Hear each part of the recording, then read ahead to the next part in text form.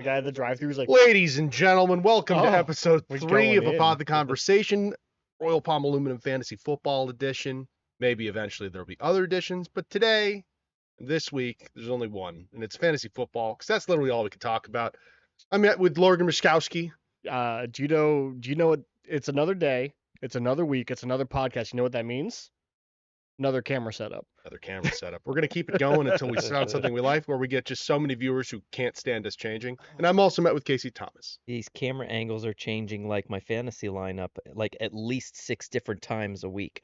I'm He's constantly a tinkerer. tinkering. He's a tinkerer. I'm a tinkerer as well, and I should have not tinkered last week. Do you tinker? Do you do the old tinker stinker? The fuck does that mean? It's when you're morning poops and you're tinkering your lineup. I want to. Oh, absolutely. I'm pretty much always on my phone, shitting and doing something critical like reading sexy manga or tinkering. I woke up this morning to look at the waiver wire and was chuckling at my phone first thing in the morning, and my wife was like, "Who are you texting so early in the morning that you're laughing at?" And I'm like, "Babe, that's babe." just my lineup. I'm like, "Babe, Tim spent $42 on Daniel Jones." Oh, that felt good this morning. I think wow. Casey needs to explain I'll take the kudos on that. Explain his moves. I'm not super proud of it, but basically I just asked Tim. I said, "Hey, you're trying to get Daniel Jones on the waiver." I said, with Justin Fields obviously concussed, he's now today officially ruled out, and then JJ McCarthy also ruled out for the next few weeks. Ooh, I said, you have an IR slot situation. Said, well, yeah, I have a lot of IR people and a lot of out like people. 3 IR slots. So kind of in critical mass right now, my team is. So I told him, I said, hey, man, I'm like, you're trying to get Daniel Jones. I said, I'm sorry to tell you, I'm going to be in the running for Daniel Jones. And he said, well, how much are you bidding? And I said, well, it doesn't matter. I said, I'm going to bid more than you. And he came back into my office about, 20, 30 minutes later. He's like, how much do you think you're going to bid now? And I said, how many fab dollars do you have, Tim? He said, 92. And I said, well, I happen to have 93. And then I proceeded to bid like $2. So spending them Danny Dimes. Tim, if you're watching this, I hope Danny Dimes does wonderful for you this season. I think he'll obviously help your team with the hurt Joe Burrow. I feel like Danny Dimes is anamorphing into Sam Darnold. He's like the cover of the Animorphs, where he's like, that'd be great for his season if he became Sam Darnold from last season. I don't know. He's not throwing the ball like Darnold. He's just scoring fantasy in terms points. of position and story of like, of notoriously failed quarterback fighting for a spot in the league and finding success in a different system, etc., etc. Well, the Indianapolis Colts are 2-0, just like only one member of this team is at the moment. They laughed at me. The Phoenix. They laughed at me when I said I would run this league, into the dirt. I think that it was a good decision to not run away from your running backs, because your team's pretty good. Well, yeah. I do have thank you. I appreciate that. I do have a pretty big development on my running back situation. Aaron Jones officially IR. I saw that this morning. So, that means I've, funnily enough, I feel even with an injury much less dire about my running backs than they have been. I feel much worse about my tight end situation right now. But that's You know what I think that is? I think that's just because you're a commensurate worrier, and that if you don't have something to worry about, you're not actually engaged, because your situation is pretty good. Yeah, it is. It's thankfully, knock on wood, Lamar, the QB2 so far on the season, or QB1 maybe? One of the two. No, I think he's 1. No, I think he's 1 over. I think Danny Dimes Josh is Allen. 2. He's a top QB. Yeah, he's one of the top QBs. A top fantasy QB. Or is Josh Allen QB3? Because Danny Dimes is QB2. Yeah, okay. So Lamar's number 1. I looked this up. And then Josh Allen must be 3. Josh Allen must be or 3, 4. He might be 4. Anyway, regardless. We have access to all this information on, let's just guess. Right No. Let's just guess. We're not analyzing the actual data. We're just theorizing. Before we get too much further into the episode, I just wanted to let you know that this is a Neverland production, and to prove that we're all in the same room, that would be a very well cut thing if that wasn't the case. Neverland Productions. So why don't we pop into it? I'm going to have Casey Thomas, our resident stat analyzer, break down the hot takes and the picks from last week. Go, brother. So last week, I had a terrible week as far as picking the matchups. I went 1-5. That's tough. So everybody failed me, including myself. I failed me too. It's okay. Yeah, Sean didn't fare much better. I believe though that Logan got 2 picks correct. I got 1, and Sean got 3 picks. And that means that we're all tied? Nope. That means for the collective, Sean is in the lead at 7-5, and Logan and I are both 6-6 with our picks. So 50%.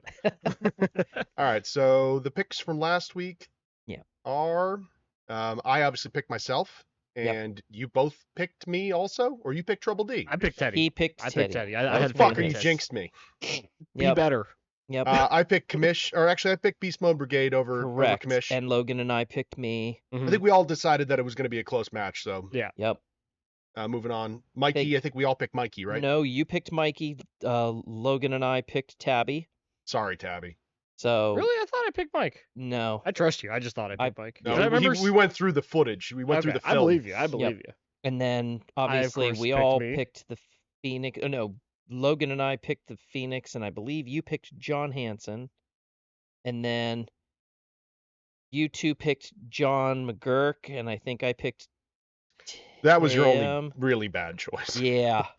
And then we all picked Ken. Yeah, we all lost this one. We all lost that one big time. Biggest blowout. Took it away from you already. And so I'm pretty sure. On the cover page, I think, wasn't there, it has the stuff on the right side? On the right. There was like a hot I think you have to go into the league. The league. There you go. There we go. Biggest took blowout. It away from you already, which is already bigger than the biggest blowout last year. Hey, you know what's great, though? They're both against Ken. Sorry, Ken. Those are good feelings. Ken. As far as hot takes, the only ones that I really grabbed from our previous podcast that were entertaining, because for the most part we were kind of generally right, but Sean, I'm quoting you that Detroit will not get much better. Oh, I was super wrong about that. Which is good for half the team. As far as me, I didn't obviously know who. I'll be right back. I didn't know who the Titans head coach was from the previous year. I also said that the Dolphins would win by 40, or they would score 40 points. You actually almost called the score like to a T. You said 28-30, and I believe the Dolphins lost.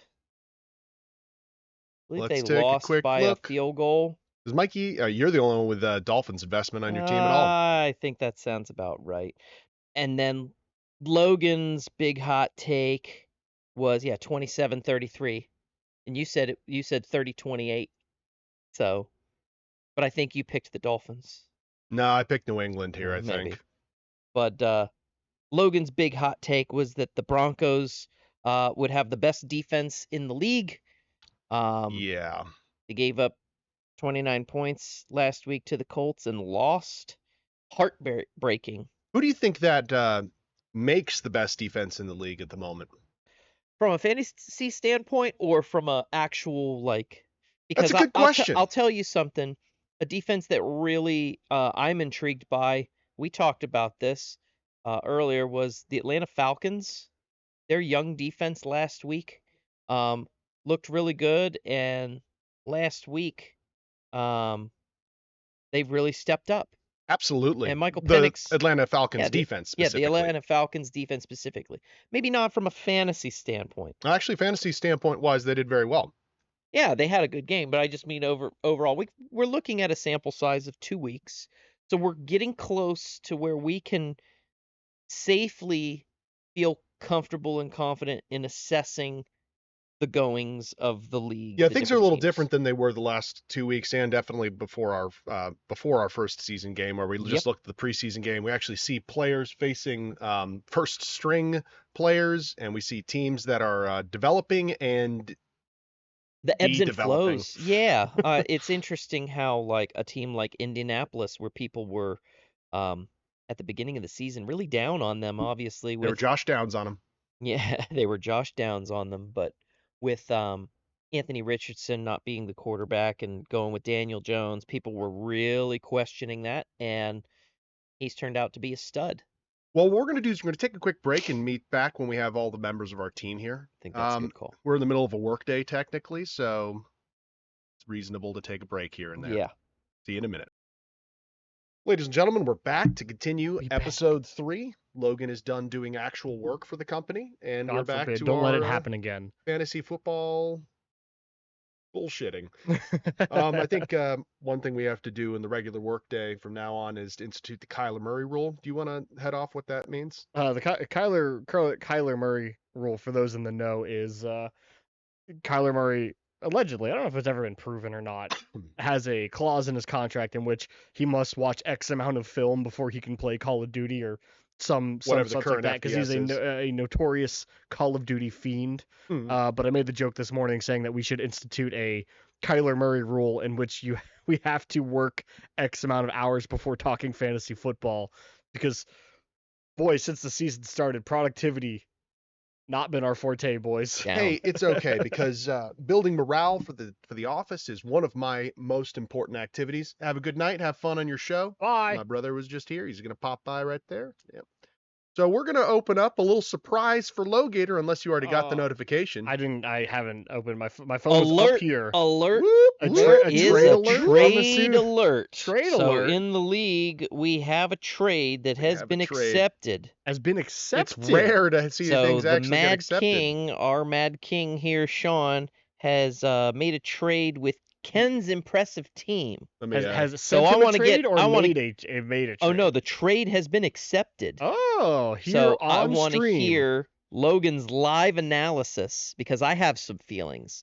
But can you read it all right? Sean's going to be receiving Breece Hall, A.J. Brown, and Jordan Addison. Mm-hmm. Ken, in return, gets George Pickens, James Conner, and Calvin Austin III. And that was me looking up because I didn't know what Calvin's first name was, because I don't know who he is. I mean, because the problem is there's Calvin Austin, there's Tavon Austin, there was Calvin Ridley. There's another big Chris Austin. Yeah, there's another big Austin that I'm forgetting. So all right, so looking at this, I'm going to take this. George Pickens to me is not a good fantasy pickup because he is a pass interference monger. He's very good at drawing the PIs. You don't get points for him, but he can make a good contested catch from time to time. He is the wide receiver 2 of a Cowboys team that has shown that it's going to put points up, though. I want to hear Logan's take on this. I know what your take is. I feel like James Conner and Breece is kind of a push. They are. I think they're probably pretty similarly set up in not the best situations, but better situations than they've had probably in a while. I think that's kind of a push there. A.J. Brown, I'm not as down on A.J. Brown as everybody else because he's a talented player. Yeah, I know they're a run-first team, and he's had a bad 2 weeks, blah, blah, blah, blah, blah.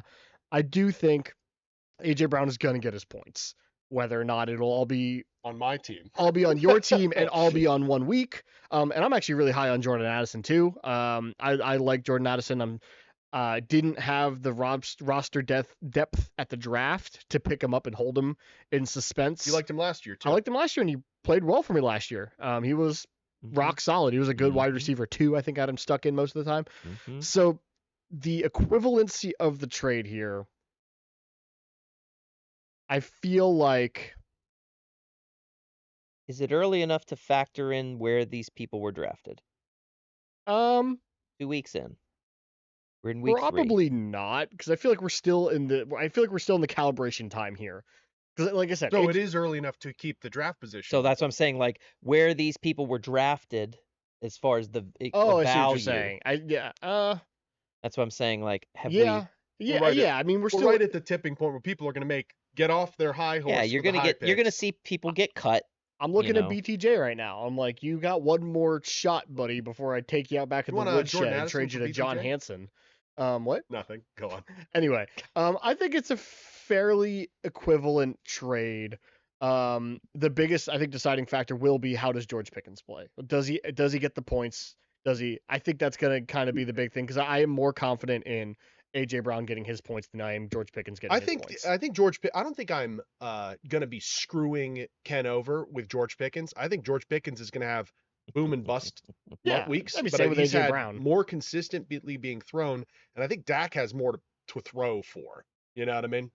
So I honestly they have Javonte, running back 2 in the league. I just don't really love George Pickens, to be honest. After I engaged and I've watched him and I've watched his kind of MOs to draw pass interferences, and just kind of his attitude is kind of wiggy. I had him a little bit at the end of the year last year. I picked him up at the beginning of this year, and he's not underperformed. In fact, last week he had a great week. I would, and obviously A.J. Brown has had an ass week, so this could turn sideways for me from a wide receiver standpoint. This will be a very fun trade to look back at. I feel like this is a good histologue. This could be a make or break for the edge factor on my team. I think it's early enough to where trades right now, even if they're monumental, unless you're giving up a Bijan Robinson, for multiple pieces, I think there's room where you can still recover if something backfires. Yeah. So overall, I do love this trade for you, though. Do you think it's edging my way? Slightly, yeah. I think so. It's not league damaging to have this kind of trade actualized. Well, then feel free to push the button. I don't have an issue with that. I think as the commission, we agree. We're in accordance. So sorry, guys, if you're not fans of this particular trade, but doesn't matter. I'm going to get the phone call immediately from John Hansen. Yeah. Incoming rage. Ken, since I already played you, I hope that George Pickens gets you 26 points this week. And not again when you play in week 14 or whatever it is. And not then. 13, whatever the wraparound is. Yeah, that's a fun little trade. I think we need more fun little trades. The problem is with trading in our league. I think we have a pretty good league for trades. I think we have a bunch of 70-30 traders, in meaning that we have people that want to get 70% of the benefit while giving away 30%. You know what's funny when you say that? The number in my head was 70-30. Yeah. And I told him as far as that last trade, it's funny. It's exactly because we have a lot of savvy people that know what people are. Okay. Casey, a lot of salesmen. Casey's the biggest salesman amongst us. Casey sent me a trade yesterday. Yesterday? Yeah. Probably yesterday. Did you push the button on for me? I did. I accepted it. Casey sent me a trade yesterday of Kyron. Oh, my bench is empty. Kyron and Jawan Johnson for Tyler and Jawan Johnson? Kywin Williams and Jawan Johnson for Iard, George Kittle, and for Keon Coleman, because he was interested in getting some trade. And me, I would have taken that. I'm getting no benefit from my IR slot currently in Kittle. I should have taken that. That wasn't yesterday, though. That was the day before. A couple days ago. It was last week before. That was last week? Yes, it was. I thought that was Monday. Maybe, I don't know. Might have been. Anyway, it doesn't matter. Regardless, me being in the 70-30 league agonized over it, being like, I actually really like this trade. I would like Kyron on my team. I get a lot of benefit from it. But I agonized over it, and I didn't push the button because I'm like, Casey's trying to fuck me or screw me. Oh, so you're just so afraid of Casey getting some secret upside. He thought maybe there was there's something I'm missing here. I sent over in that to my defense.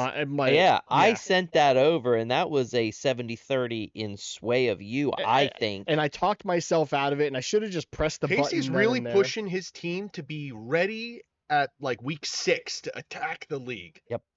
Casey's got a lot of people on I'm aiming to be middle of the pack for the next few weeks until the rest of my team kind of catches up. I just sent you a trade offer, by the way. Oh, boy. You want to read it on the air? No. But oh, no. Is this one a secret? What else you got? No, it's not secret. How about you do it and I'll judge it right now? Live judging. 30, live 70, judging. Alrighty then. I have been offered. Hold on a second. Does it involve fucking Pacheco? It has to. He's been trying to get rid of Pacheco like he's a gonorrhea. It's a Pacheco fire sale, everyone. Pacheco does sound like so I was offered from Casey, Kyle Pitts. It's his year. Kyren Williams, he tight end, and Isaiah Pacheco. I talked myself out of it. For BTJ and George Kittle. That's a terrible trade. That's a terrible trade. My turn. There's one more in there, maybe. My 2-1 pick, because I picked Puka and then BTJ. I thought we weren't caring about the draft position. I'm just saying, and then my 4-1 pick of George Kittle for Kyren Williams, and then Kyren Williams and ass. Yeah, Kyren Williams. So Pacheco, Williams, and Kyle Pitts for BTJ and. He was just Kittle. On air, and we can go back and double check. Hold on a second. I want to hear this. I would accept that if I were you. Okay, take out Kyle Pitts, add in Juwan Johnson, and we have we have more. I still think to be determined. I still think that's good for you. I do. I don't think it's a terrible idea for you because you have that or it's Hunter We'll see, because I've got some other trades out there. See, I think this is more entertaining than us going off into the fun. The live trades. Live trading block. People in the comments can tell us what they think about it. Back to the less pressing things. This coming week, we've got some matchups. Yeah. That are going to be pretty interesting as far as the NFL is concerned. Ooh. So I'm focused on Thursday night to see my Dolphins take on Bills. The Bills. I'm representing Citizen Soldier this week. So Citizen Soldier is a band that they're not emo, they're metal, they're rock. Well, if you're a Dolphins fan, you definitely have to be emo. But they focus on mental health awareness and suicide prevention, which I've been focusing on all week as a Dolphins fan. That got dark. Yeah, I know. But now my hot take this week is that this is a trap game for the Bills. That's right. The Dolphins are going to upset the Bills this Thursday. People aren't going to see it coming. Here's what I need. Is it a high-scoring game? No. Damn it. No, it's not going to be a high-scoring game. It's bad for both of us. I know. It's going to be I would say over under, and I haven't even looked at the Vegas odds, but I'm going to say the over under is 47 points. It's 50 is the Vegas odds. Oh, is it? Yeah. You looked at that. Okay. I just know everything these days. If it's football, it's insane. Stacks and numbers. So if the over-under is 50 and a half, I would take the under. I mean, but you're only 3 points under. 47 is still a very high-scoring game. It's crazy that the Bills are going to score 48 points. You guys are going to get a weird safety at the end. I don't know. Oh, man. So I think, I mean, I agree with everything you said, except for you said it's a low-scoring game. You think it's going to be a high-scoring game? Because the Vegas odds call it, 12 points, 2 touchdowns up for Bills. That's a big fucking. Wow. Yeah. I would probably take the under on that just for fucking numeric sake, but I don't know, maybe not. Well, I think over or under. I'm taking the Dolphins. Taking the Dolphins. Well, if you're taking the Dolphins, you're definitely taking the under. I'm taking the points too. I think that. Give me the 14 points. I mean, don't you want a Tyreek Hill big game? I think. Well, here's the problem. Tyreek historically against the Bills. This also includes as a Kansas City Chief. He's a known quantity. He's never had a 100-yard game against the Bills. He has been sub 80 yards, I want to say, on average. I think he capped out at like 84 or something. Hey, 84 with 2 touchdowns. It's always possible with a play drawn up, and he could get that big bomb, but I don't know. Waddle is banged up this week. As you can see on behind them a little bit, if you shift over to the side, you got a Dolphins fan and a Broncos fan here. You can't see my your John Elway autographed thing. Cue card, signed card. Show them the back side of it so we know. Now that is John Elway's actual autograph. Supposedly. I've never had it verified. Besides the Broncos, was he on? None.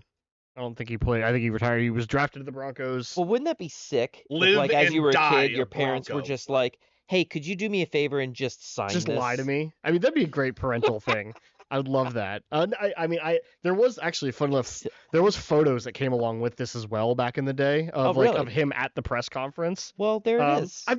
never had it substantiated in any way. Why not just believe? Right? JSA is. That's what he has to do every over day in Wellington with his all the time. team. Oh yeah, I could do that. Absolutely. I didn't think about that. So they do authentication. Where we're going to touch base on that. So the Dolphins. Yep. Give me some off. So you both had dealt with losses last week, right? Yes. So tell me some of the last week since the loss feelings the team's going through. So I figured we would be a little more competitive, which we were, and I felt good about that. I didn't feel good about Larry Borum, who is our right guard / tackle. He's not our starting. He's someone that we signed from the Bears in the offseason as to be like a swing player, and he's been absolute dog water. And I'm calling for Larry Borum to be cut. So if this goes out on the airwaves and the Dolphins brass are watching, cut him. Go and get someone else. I don't care who, but Larry Borum is hot garbage. He gave up 2 sacks, and I mean, he didn't even touch the guy. Overall, our offensive line still sucks. We were competitive, and that was last week. I was talking about that. I figured we would be competitive. We were. We just kind of lost it at the end. And I mean, there was an opportunity to have made a pass to Achane, and Achane stepped out of bounds. Did he have to step out of bounds? No, but he stepped out of bounds. Otherwise, that would have been the go-ahead score. We would have won the game. Doesn't matter. At the end of the day, it still is kind of falling on the coaching. And I stand by what I said last week. We're 0-2.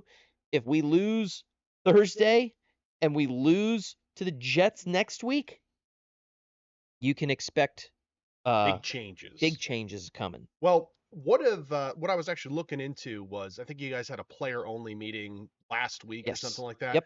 What about the last weekend's loss on Sunday wasn't as heart-rending as the Indianapolis loss, though. There was effort. The Indy game was just demoralizing is the word. I mean, they just came out flat.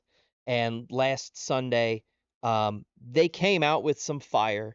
And like even when they scored the first touchdown, it was kind of like they weren't as worried about celebrating the touchdown as they were about celebrating each other. That I liked. What I believe is that when the players say that McDaniel is a player's coach, I 100% believe that. I think he is positive and reaffirming with these guys. How that translates to a team, I think we've kind of seen over the last couple seasons where, as a whole, people look at the Dolphins and the term that comes up most often is soft. And I think they look at us as a soft team, meaning that we're not tough enough in that our guys get, I don't want to say coddled, but there's a lot of ego petting and there's a lot of reaffirmations, which is good. Like McDaniel, I don't have anything against the guy. I think he's a nice dude. I think he's probably a cool dude.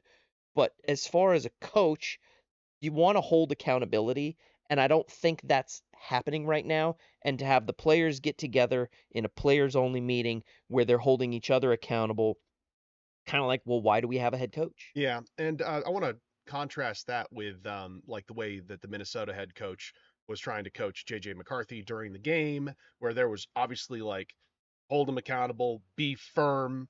I would say those are probably like the most diametrically opposed types of coaching strategies. Mm-hmm. And with a team like Miami, which it's kind of, let's instead of soft and hard, you can almost think of it as individualistic versus team oriented. It's too individualistic, yes, which in some cases is good. You get stars like Achane and Tyreek Hill that get to be explode and be stars. But when it comes to like moving a complicated agenda forward, McDaniels kind of needs to make this team a team, like where it's one unit that performs the operation that he's indicating. And right now it's a group of individuals. You hit it on the head. It's a group of individuals, and on paper, those guys are all superstars, all high flyers, all can do so many great things. But when you're not playing as a team, it's definitely something that it's different. We're I'll sign. Bring it on over. bring on a live signature. Remember, we're still working. It's one of those things that if they're... Thank you. If you watch this, Scott and Steve and Cody and Colin and everybody. Keep going. I'm listening. Well, ultimately, if you're playing as individuals, like you mentioned, you are going to fail as a unit. Yeah. And that's what we've been seeing time or and time you have again. really splashy moments, but the team doesn't do the complex, pull it together and bring the win. There's so many good players on that team. And the thing is, they feed off of success. The better the star player is, the more they feed off success. And if they're not having that success, they're going hungry. You know what I mean? They're angry. Starving. They're starving. Hungry for wins. Going hungry. Going hungry for wins. All right. Where are the Broncos in this? So last week, I had a tooth ripped out of my head, and I had my social security number hacked. You want to borrow? Thanks. My social security number hacked. And that was only the third worst thing that happened to me last week. By the way, actually, never mind. Casey doesn't. I'm not a hat guy. I'm not for as bald as I'm going. I'm not a hat guy. No, the Broncos game was in some ways bolstering. It felt good to see the offense get moving again. I called. I didn't draft him because I didn't think I would need to, and I didn't. I did call Troy Franklin to be a big waiver wire pickup, which he is this week. A lot of people are saying Troy Franklin's going to be a big waiver wire pickup. Did he get picked up off our waivers? By me. Oh, okay, gotcha. But his pickups is like 17,000 or something. He had I seeing all this stuff. I knew him and Bo were going to have a good connection this year, and they did. Seeing the offense succeed felt very good. Our defense played terribly, and special teams lost the game. You can blame the refs, as you kind of can. Second one, Troy Franklin. Second name right there. Yep. Yeah. Keep going. Yep. You can blame the refs, as a lot of people have, and there was some leveraging is a weird fucking call. But to be fair, Denver lost a game last year on a last second end of the half drop kick thing. What the hell was it against the Chargers? I don't even remember. Some weird rule that hadn't been used in 35 years either. We're making a habit of drop this on kick special. Field goal? It wasn't a drop kick. It was a weird end of the half kickoff thing. I don't even remember what it was. We're making a habit of this. Long and short of it is, if we have both halves of our team play a complete game, we will be fantastic. But seemingly so far, we get our offense plays well, or our defense plays well. Defense did not look stellar, unfortunately. This game next week, it'll be a big one. It's the test between divisional rivals is always tough. The Chargers are the lead in the division. They're looking really good. Winner of this game takes a decently sizable lead on the rest of the division, just because of everyone else sucking. Well, no, not even that. Just because of strength of winning over the other. Kansas is also in your division, right? Yes, so they're 0-2. Raiders are 1-1. We are 1-1. Chargers are 2-0. Isn't that funny? So this gives you the tiebreaker. You get the lead in the division for the time until we play again. We play them last game of the season. I'm saying you would get the lead after that moment. As soon as we keep it up. Our biggest thing is Dre Greenlaw right there, as you can see on screen. We could not stop the run at all. Jonathan Taylor ran rampant on us. Oh, it was absolutely like over 200 yards. 200 yards total. Like, he ran 160 or something egregious. And one of the biggest run-stopping plays on the field is middle linebacker. Our middle linebacker is Alex Singleton, a fantastic tackler. I've always liked Alex Singleton, but the problem is with Alex Singleton, he's a great tackler because he gets beat on plays a lot. Mm-hmm. He's a great, and JT is just too good of an athlete to catch up with him, to be able to track him down. There are guys out there calling for Alex Singleton to be fucking fired out of a cannon into the sun or whatever. But that's worth it. But I think if we get Dre Greenlaw back, who was our other big offseason acquisition, because Talanoa Hufanga has been awesome. That dude flying around the field, playing awesome. If we can get Dre Greenlaw on the field, I think we strengthen up a portion of our defense that has been kind of lacking, and we will hopefully be a force to be reckoned with. We'll see. I'll give you the chance to kind of break the game analysis for the Dolphins versus the Bills. I know you had your hot take, but I'll tell you flat out, it's going to be... Any of these injuries significant for either team? I mean, the Dolphins' offensive line. You see, Aaron Brewer's questionable. Benito Mussolini. Benito Jones is eh. But Storm Duck still being hurt. Our corner depth is severely lacking. Tough. I don't think the Bills are hurting much right now. Ain't that nuts that the receiving yards for the Dolphins beat out the Bills? Well, as far as Coleman, Coleman, who is their leading receiver. So that's just for the individual. Like James Cook is having a banger season. That was my bad hot take. I'm not a big James Cook fan. He's killing it. He's absolutely playing out of his mind. I think this game we will see. I think we will see scoring, but I do think it's going to come down to a defensive stop at the end. Josh Allen just has. Do the Dolphins have the defensive capability to make this game the way you want it to be? On paper, I think they do. As far as what they've showed the first 2 weeks, we're going to give up 45 points. But Josh Allen is an absolute stud. Yeah, 49.5 right now. Yep. Shocked crazy to hear that come out of your mouth. What, that Josh Allen is a stud? Oh, I don't say I like him, but he's an absolute stud as far as fantasy goes. Mm-hmm.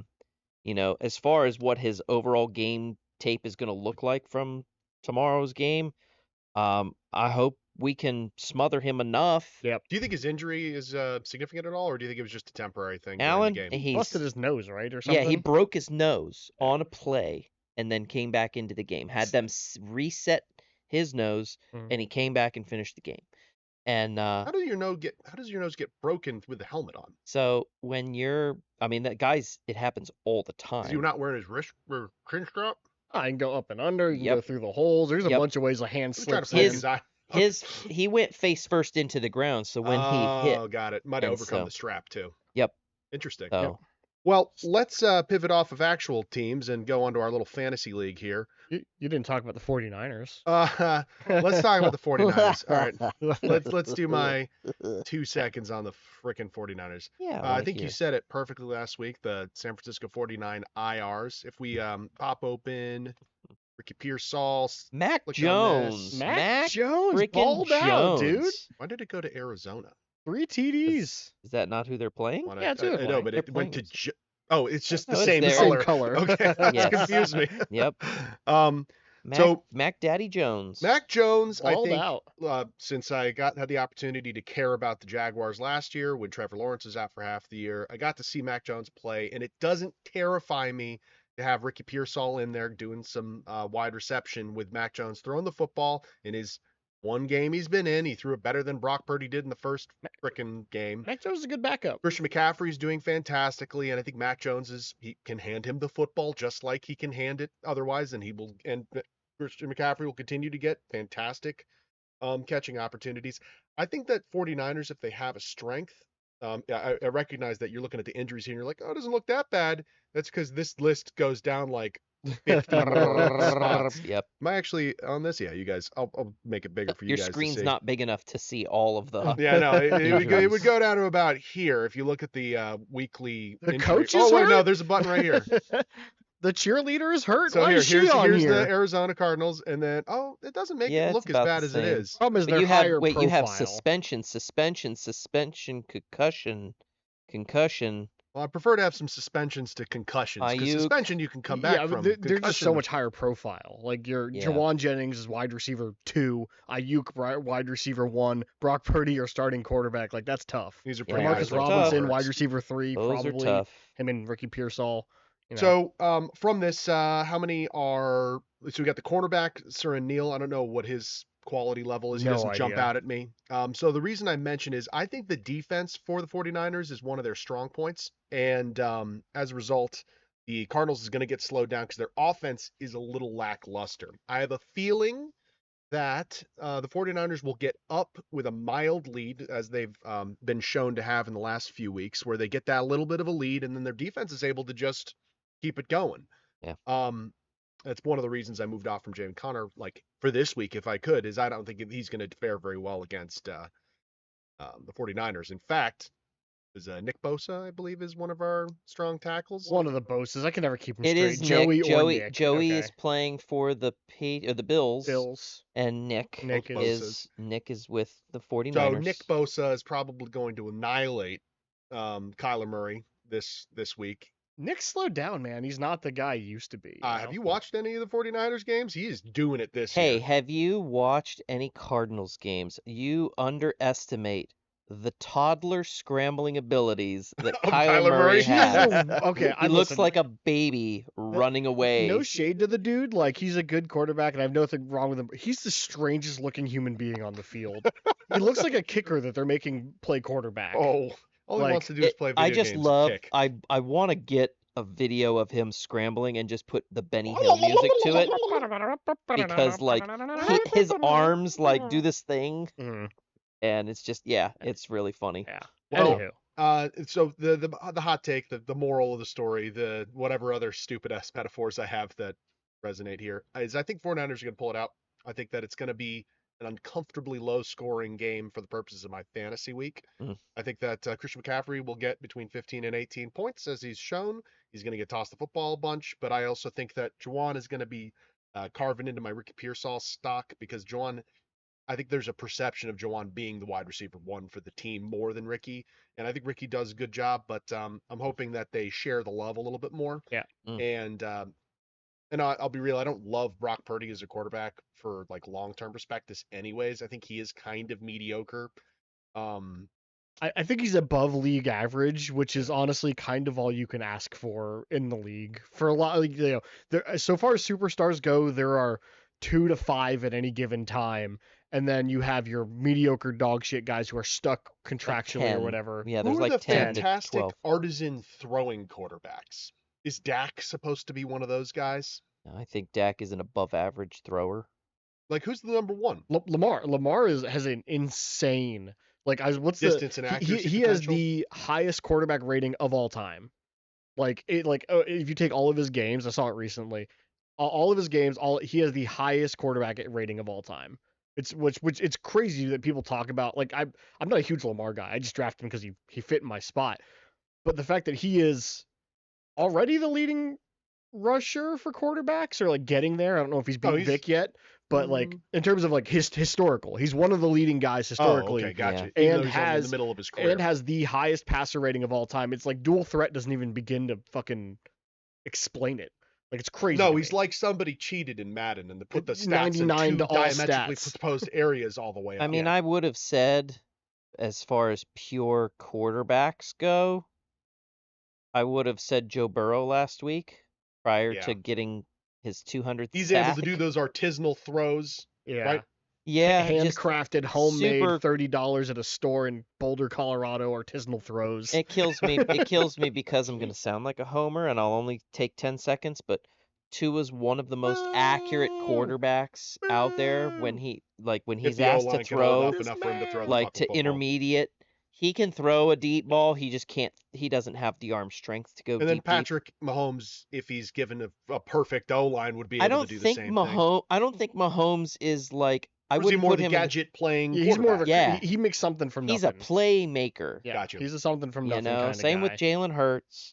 Lamar Jackson, I still consider a playmaker. Lamar. I guess. But I would have expected there. You know what it is? It's the Joe Burrow thing.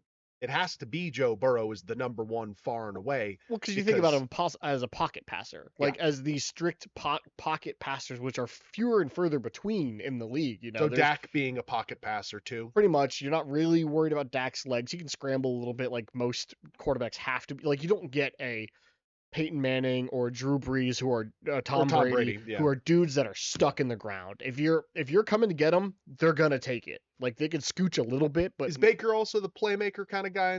Baker is he's got gumption. Dog. Yeah. That boy's got dog in him. Did either of you watch the Tampa Bay game? Yeah. You want to say your take on it a little bit? Oh, go ahead. I'll let you. No, I'm not. I grew up hating the Buccaneers. Because my best friend was a huge Bucs fan, and he was incessantly annoying about it. So I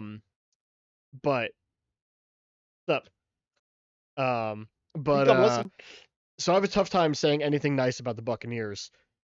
watching Baker is one of my favorite things to do week in, week out. Apart from watching my fantasy team and watching the Broncos, I love to watch Baker. Just to that bit when he fucking messed his ankle up. Are we cursing or not? I've not. We're okay with cursing for now. Although if we can try to tailor it out, it'll make us have a wider audience. Where he messed his ankle up and is on the ground writhing around, and the dude over him is talking crap, and he stops writhing around to stand up and goes, "What'd you say?" Yeah, that was pretty awesome. Like there ain't watching Baker do Baker things in which he'll get tackled and then talk crap to a guy, and then the guy gets up in his face, and then his linemen come up like to defend him, and then he just walks away and he lets the fight play out. Like watching those things is just so much fun, and he wins games. Like I like Baker Mayfield. He is my favorite quarterback. I like Josh Allen's is probably my second favorite quarterback, and Justin Fields probably my third favorite quarterback this year.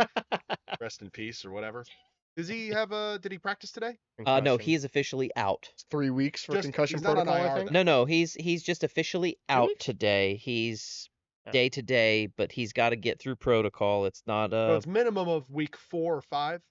No, he could be back next week. It's just when he can get back to practicing, but they've ruled him out. Protocol has some duration. Yeah, I thought it was like 2 or 3 weeks or something for concussion protocol. Adam, our resident expert, what's the as soon as they clear the clearance time is it's 5 days after the game. He has to have a practice and he has to be cleared by the medical staff. Okay. Fair enough. Unaffiliated neuroconsultant has to also he basically said the neuroconsultant. Yeah. Baker's dog. Yeah. That's Baker Mayfield. So let's get into the. We're going to try and truncate this. We're just going to go down the list. Why don't let's have Logan do. Let's do Logan do mine. All right. Just give me your quick rundown. Quick rundown. Let me see. Quick rundown. I mean, at this point, we're kind of knowing each other's teams, right? Yep. Yeah, I do. I see that. I vote me. John finally. So Casey can hear later. Sean votes Sean. Sean is voting Sean. Writing it John down. finally put Javonte in, and that's. God, never mind. And Javonte is primed to get 3 points this week. Okay. Go ahead. That's classic Javonte stuff. Yep.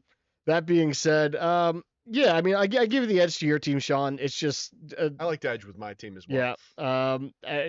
You're except for wide receiver, I think you're generally pretty evenly matched or have the win in terms of what you currently have in. So yeah, I'll give that. I'd like to hear your insight. Do you think I should put in AJ Brown or Travis Hunter for Ridley? For Ridley? I mean, now that you have AJ Brown, you got to play with your new toy, right? Why are you not going to play with your new toy? You got to. How are you going to make a trade and not play with him? I'm doing it for the future. I'm a little afraid of the Rams. The Rams have a pretty solid defense. Can I give you insight? I think John's going to lose this match. Okay. No surprise so you're all there. giving me the edge. You're all edging on me. Yes, we're edging on you. No, I think John's big mistake this week is that to exactly what you said, Javonte Williams, he's now decided to start Javonte Williams, and I think this is the week that I would fade him.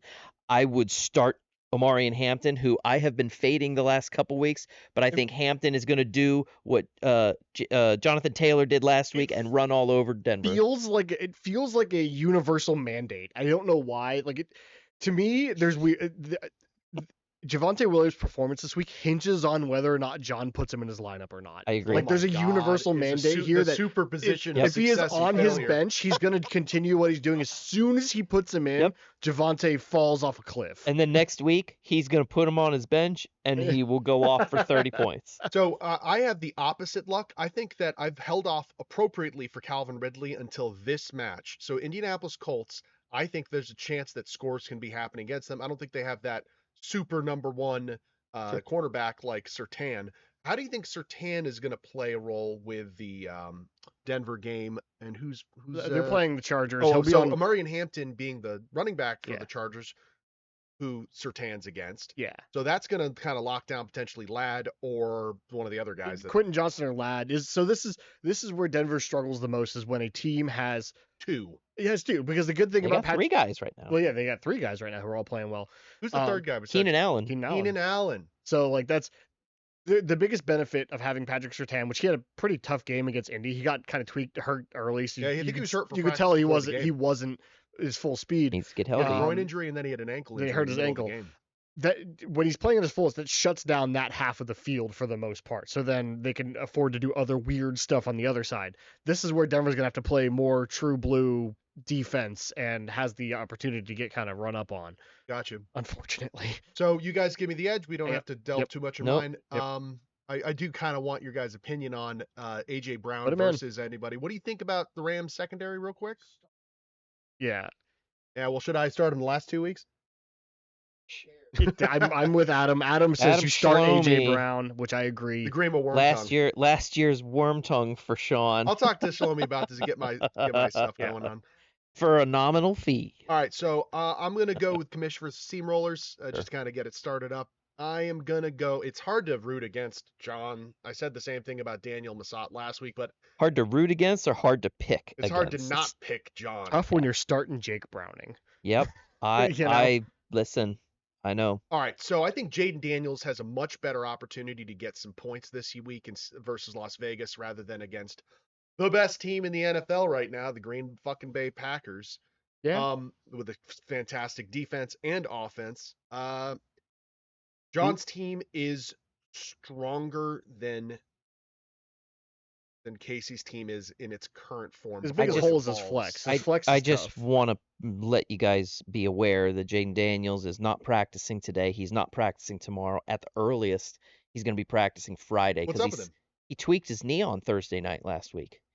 So he is questionable, So which even is from why Thursday. John picked up, take a look at his bench, why he picked up Trevor Lawrence as his quarterback, as his backup quarterback. It's a savvy move, savvy veteran move right there. I will say that if Jaden Daniels is playing with a little bit weaker of a knee, I still think he's a good enough thrower that he can, if he practices at all, he still has a chance. If he practices on Friday, then I think he'll play. Or it's real tough for a starting quarterback in this league to miss a game, unless they're if it's a tweak, for the most part they play through it, unless it's all right. I'm going to blast through it. I think that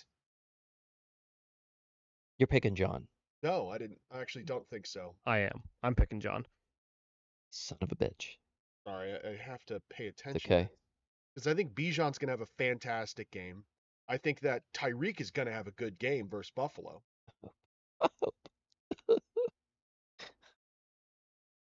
You think one of his big weaknesses is the Philly Kyron Williams matchup? I mean, he said his flex was the weak one. No. Sorry, John has John's flex. He has Ramondre Stevenson. I'm going to go the other way. I'm going to go with Casey this week. I know Ramondre's played well this year. I hate Ramondre Stevenson. One for John. Hey, you assume that I pick myself. I will pick myself, but I really want to pick. Requirement for I know it should be. I kind of would pick John if I cared about this whole pick'em thing. So, but I will pick myself because I'm going to win the rest of the season out. There you go. That's not going to happen. All right. As far as Logan versus Mike, I think this is a very easy pick in my mind. You say that, but then I do. No, no. I like Logan's team. I think Jordan Mason feeds. I think he's got BTJ. He's got Puka. I don't like his tight end. I don't like my tight end either. I got to fix that. Oh, I sent you a trade offer. I know you did. But I think Mike's team, especially versus Houston. I don't like Mike's team this week. I mean, Charbonnet may get extra touches going up against the Saints. Chubb, he's going to be okay. I don't know. I feel like think Mike Evans is going to be the one that they're going to sit on? I'm going with my gut. I'm going to pick Logan. Logan, you pick yourself? Yeah. I mean, I need to fix my tight end, and I gotta go stream a defense. Aaron Jones is now IR, so Jordan Mason's in. I had J.K. Dobbins in. I actually don't think you have to do too much. I don't think Arizona's a hugely bad try against the damaged it's a concern. Francisco. I know it's a bad court against. I think the offense of both is going to be kind of bad. Yeah, I'm going to see what's out there. I'm okay if I leave Arizona in. I'm not heartbroken. Any bench sitters that should get swapped in? Bench players. Juwan's my only thought for Montgomery versus J.K. Dobbins. No, I don't like that. Chargers have such a good defense this year. They do. Their better defense than is really Baltimore. I think so. Now. Yeah. Right now. I think sorry, I'm not supposed to talk about myself. Never mind. Can talk about yourself, but no, just rather than one person start us off. Juwan for BTJ would be my only maybe swap, just because BTJ is concerning me because the Jags are seeming a little dysfunctional. He was injured. He was playing scared. There's a lot of stuff I didn't like. Do you think Jacksonville or Houston's going to get ahead early? I think if anyone will, it's Houston. If it's not a, I think it's going to be like the Monday night game. I think it's going to be a dog shit game. I think it's just going to be a bunch of fucking sorry. It's just going to be a bunch of sputtering on offense. Yeah. So that's my Stroud can't do anything. A bunch of sputtering on offense isn't too bad if then there's the bombing kind of situation over at Brian Thomas Jr. But you think he's hurt? Like, well, his wrist. So Liam Cohen said he played with a tweaked wrist, even though he never notified the league of that. Like Liam Cohen also said Duval. Sorry. No. I miss him on Tampa. I'm concerned about BTJ, honestly. I hope nobody listens to this before I talk to people. I'm trying to sell him. I'm trying to sell him for the right price. Want A.J. Brown, Brian Thomas Jr.? Yeah, I'd probably take that. I don't need Travis Hunter and fucking BTJ. We'll talk. We're not done. No, we don't forget that Mac Jones. Daddy is the one who feeds the wide receivers. Yeah, that's right. Well, let's keep her going. So I think you got the notes down for what we're doing next. I pick me. You pick me. You pick me, Sean? Yeah, Sean. I'm picking Mikey, so I have the other. Oh, Mike. Okay. But rooting against the undefeated is tough. All right, we got Trouble D versus Happy Pancakes. Why don't you take that one, Casey? Sure. Just looking at the maximum score output that's possible. Happy Pancakes put up 160 points.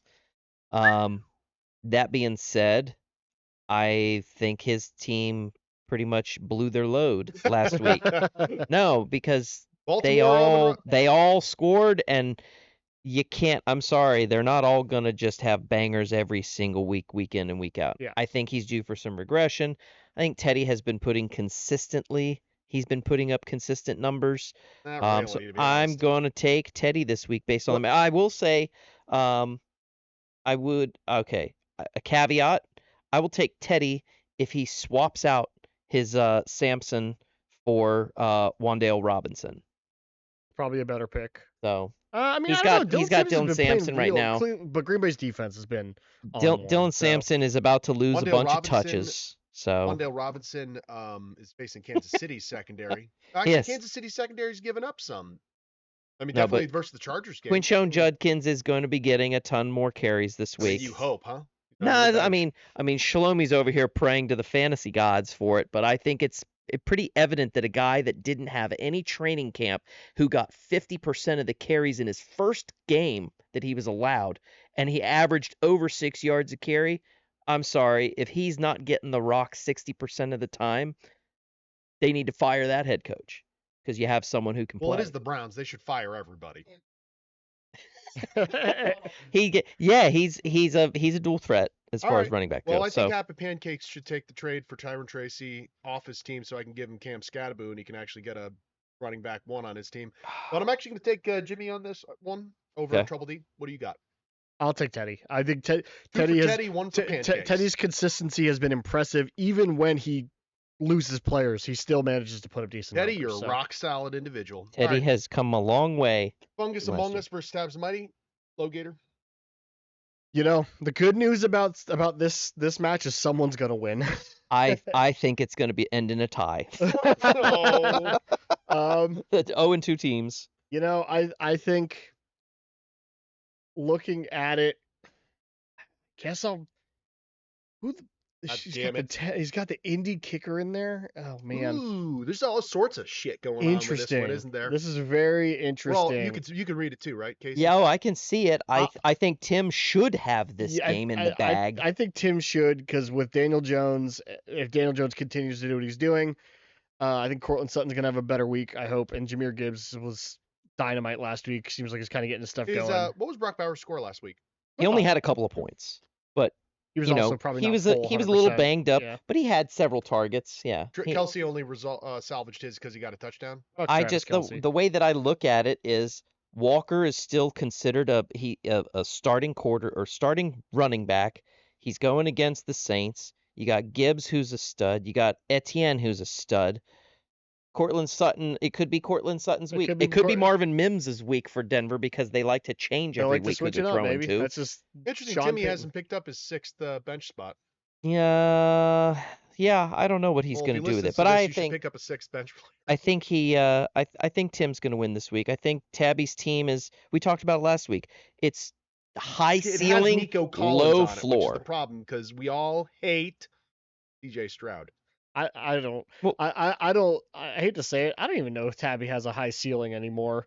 Like you have Jalen Hurts, who can get you a couple touchdowns. I never was high on Ashton Genty, but I mean Genty could score a couple of short yardage touchdowns. I think Kelsey could have a big game, but yeah, you see that free 4 shirt that they were wearing? Yes. That's the dumbest shit I've ever seen in my life. Free him so that he can play for me. Oh, yeah. Oh, my God. Our player almost killed 5 people. Free him from the fucking mistakes that he made. He was doing 120 miles an hour in a Lamborghini and crashed. This Rashee Rice. Rashee Rice. Yeah, Rashee Rice. And crashed. And he's facing a 6-game suspension. Free our boy. I'm like, I fucking hate the Chiefs. I'm sorry. I hate them. Just the most unlikable team in sports. No, he's got probation. He 5 can do years 8 probation months when he wants to. But did they die? No. Don't worry about the women and children who were in the other cars.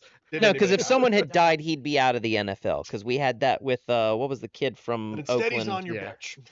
The most unlikable team in sports. God, I hate him. So where'd we land? I pick Tim Tebow. Almost a Tatty. Timmy. I'm going with Tabby.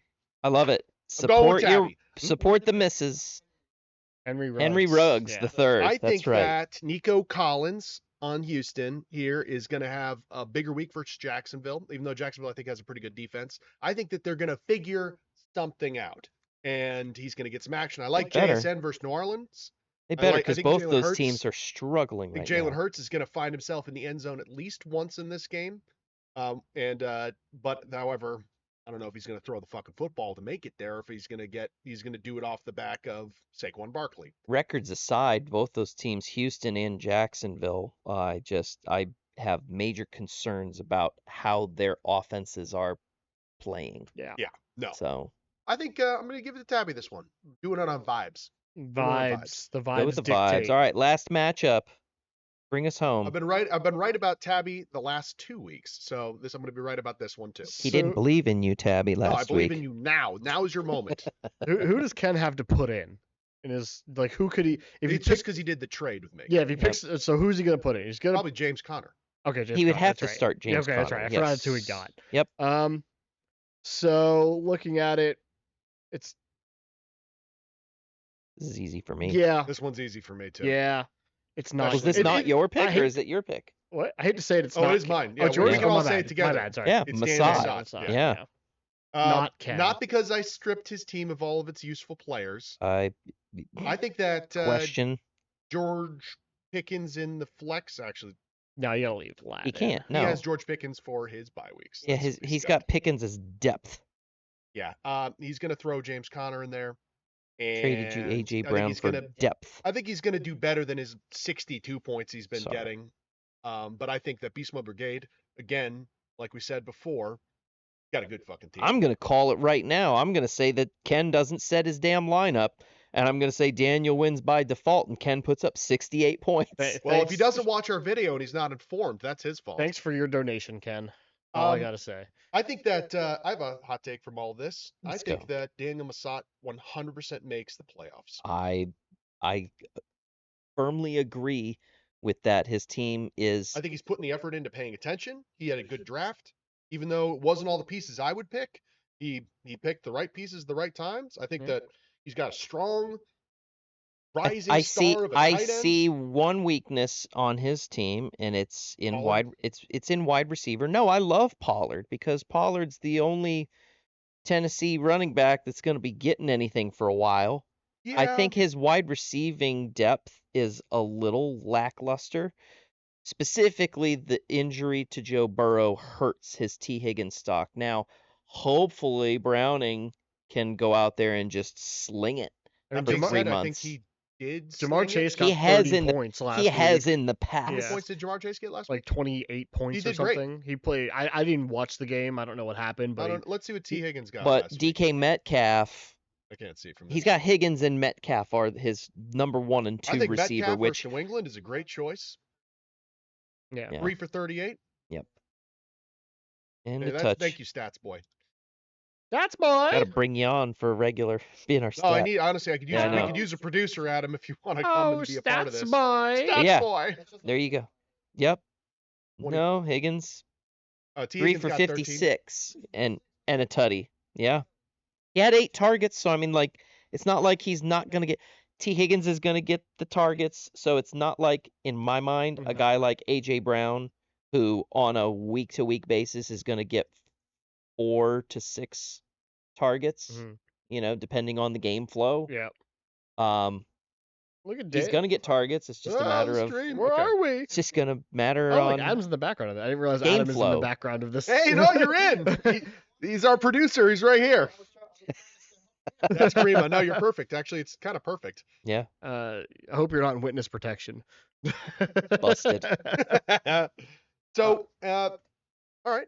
So final thoughts for this week. Final thoughts for the matchups. Final thoughts for. I would like how many 3-0 teams do you guys think we're going to have at the end of this? Oh, well, I mean, we currently have 4. In NFL? No. In our league. We kind of have it written down, sort of. I should pull that shit back. Because we have 4 currently. Myself, who are the Teddy, John McGurk, and Daniel Massat. I think we're going to have 3. I mean, we could potentially have 4.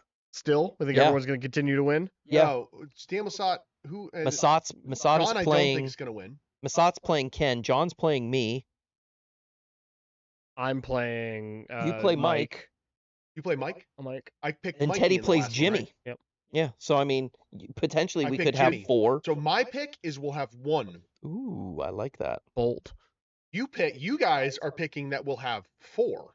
Yeah. No, I'm picking because I picked myself. So, but I am saying that Logan, Teddy, and Daniel Massat are going to win. Who are you facing? John I'm facing John McGurk, and okay. You picked me to beat John McGurk. Yeah. And you picked Massat. Do you say 3? You say 4. I say 1. Well, there's 2. Oh, I guess no. There would be 1. Yeah. I'm only saying that Daniel Massat. Yeah, Massat. I'm like, I went the other way. You have Massat going as the last man standing. I like it. Yeah, I don't even have to look at this. We're good. All right. Oh. So that's an interesting one. Well, I'd like to thank everybody for joining us on this episode of Apotheconversation. I would like to think that we're going to keep evolving our set. We're going to keep evolving our perspectives, and the NFL will stop evolving and go backwards. We will, as a group, be watching the Week 3 football games. That's right. In Tampa, at Ray J Stadium. Drunk as hell. I mean, in a box. I won't be able to drink because I have to drive. Very excited about that. I'm also excited we'll be about watching some fantasy stuff happening. There'll be plenty of shenanigans, I'm sure. I have so much investment in this game now with Breece Hall and Bucky Irving on my team. Yeah. You watch the points scored in real time. That's why he made that trade. Farm to table points, right? You could watch them being scored. Eat them up. Eat them up. Wow. Well, thank you, boys, for joining me, and hopefully the audio quality held through. And we'll see. If anybody likes this setup or the audio or anything different, please feel free to leave a comment or just tell me, because the only people watching this work here and live here. Yeah. Have a good night. Bye.